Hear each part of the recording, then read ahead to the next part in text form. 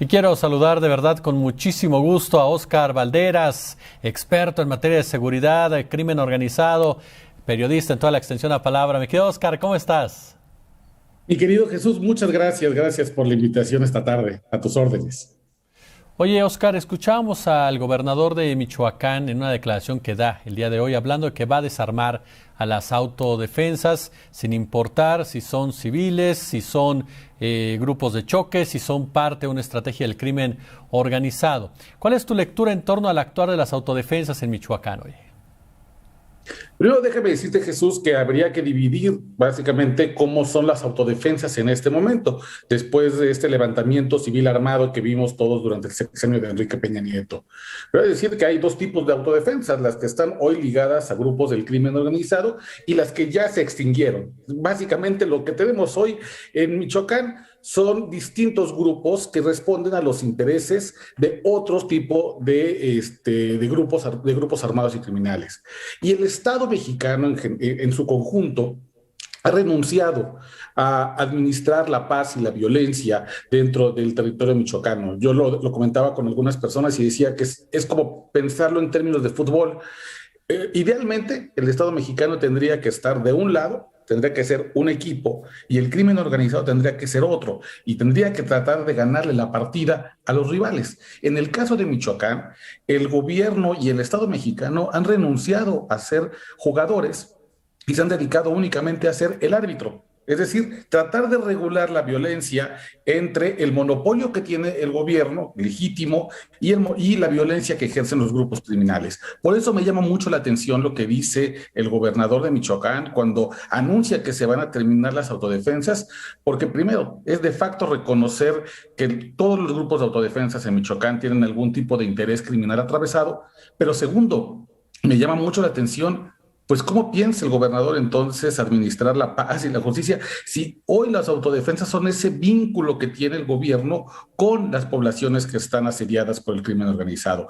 Vaya, han compartido el liderazgo, la cogobernanza de Michoacán y me parece que retirarlos justamente en el momento en el que un grupo tan importante como el Cártel Jalisco Nueva Generación está intentando entrar de manera permanente con mucha violencia y su único rival son los grupos de autodefensa aliados a Cárteles Unidos, es una estrategia muy peligrosa que podría incendiar al Estado y evidentemente quien hoy está aplaudiendo y quien me parece que puede estar muy contento con las declaraciones del gobernador puede ser ni más ni menos que Nemesio Ceguera Cervantes, el Mencho.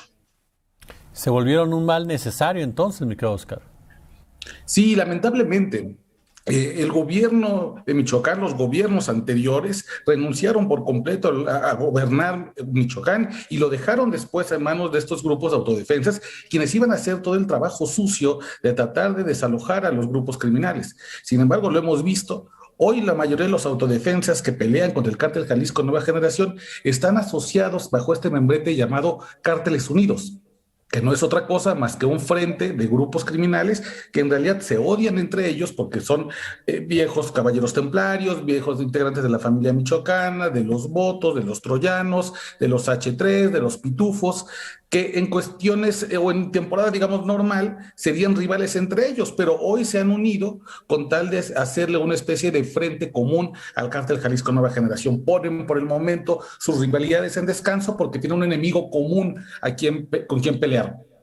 Y sí, se han vuelto un mal necesario. En algunos lugares, en Buenavista, en Tomatlán, principalmente en la zona de Tierra Caliente, los grupos de autodefensas ligados a estos grupos criminales son quienes han impedido el avance completo del Cártel Jalisco Nueva Generación. Yo te diría incluso, Jesús, que una dinámica natural dentro de las zonas donde están estos grupos de autodefensas es que la gente no acude con la Guardia Nacional, no acude con el Ejército, acude a pedir auxilio y a la administración de la justicia cotidiana justamente con estas autodefensas. Es muy común que no se presenten denuncias ante los ministerios públicos, ante las fiscalías, pero sí se presenten denuncias informales con los grupos de autodefensas y ellos sean quienes administren los castigos, las sanciones, vaya, la vida cotidiana en estos lugares. Y el gobierno de Michoacán, los gobiernos anteriores así lo habían entendido e incluso lo habían fomentado.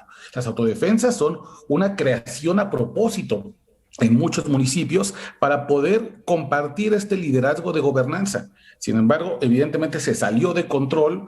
Hoy estos grupos de autodefensas son el poder paralelo en la entidad. Me parece que el gobernador quiere reclamar de vuelta el monopolio de esa autoridad. Sin embargo, ¿cómo planea hacerlo? Esa es mi gran pregunta. ¿Cómo retirar a las autodefensas sin que esto sea un regalazo para el cártel Jalisco Nueva Generación? ¿Cómo retirar a las autodefensas?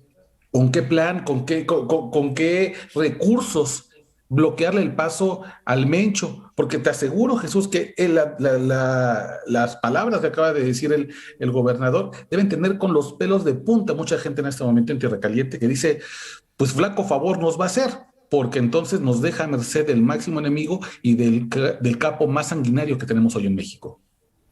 Ahorita que te escuchaba con este punto, ¿cómo lo va a hacer? El gobierno de Michoacán entonces totalmente rebasado. ¿Cuál sería el papel entonces del gobierno central en todo este escenario, Oscar? Bueno, evidentemente el gobierno federal va a intentar apoyar con todo al gobernador en esta tarea que luce titánica. Ayuda bastante, evidentemente, que el nuevo gobernador de Michoacán forma parte del partido del presidente, de Morena.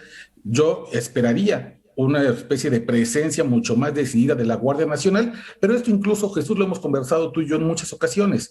Una cosa es la presencia en el territorio y otra cosa es la acción en el territorio. Y lo que hemos visto en Michoacán es que se siguen abriendo cuarteles de la Guardia Nacional, se siguen haciendo retenes en las carreteras con presencia de los gendarmes, del entonces Policía Federal, y pareciera que no basta, evidentemente, porque a pesar de que se están abriendo estos cuarteles, a pesar de que pueden desplegar una cantidad brutal de efectivos, la gente te dice, cuando hay una balacera, llamamos a la Guardia Nacional, llamamos a los militares y no se presentan. Se presentan hasta que acabó el intercambio de balazos y nomás llegan a recoger cuerpos.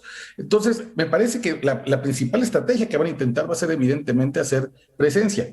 Que eso se traduzca en acción es muy distinto, porque además, lamentablemente, muchas ocasiones quienes llegan justamente a estos despliegues de más efectivos son personal que viene de otros estados que no conoce la orografía, que no conoce los pasadizos de la sierra, de las montañas, de los ríos donde están, y entran en una severa desventaja con la gente que es local, que conoce esos territorios como la Palma de Subano.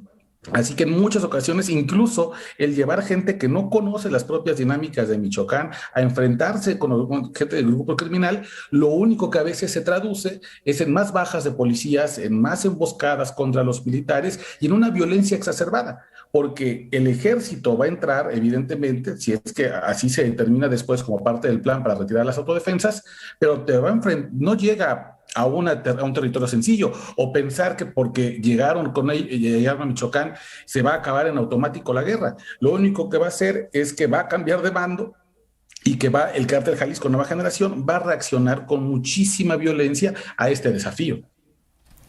Mi querido Oscar Valderas, siempre es un lujo platicar contigo aquí en La Octava. Querido Jesús, muchas gracias, te mando un abrazo, muy buena tarde. Gracias a Oscar Valderas. Y en otro tema, el presidente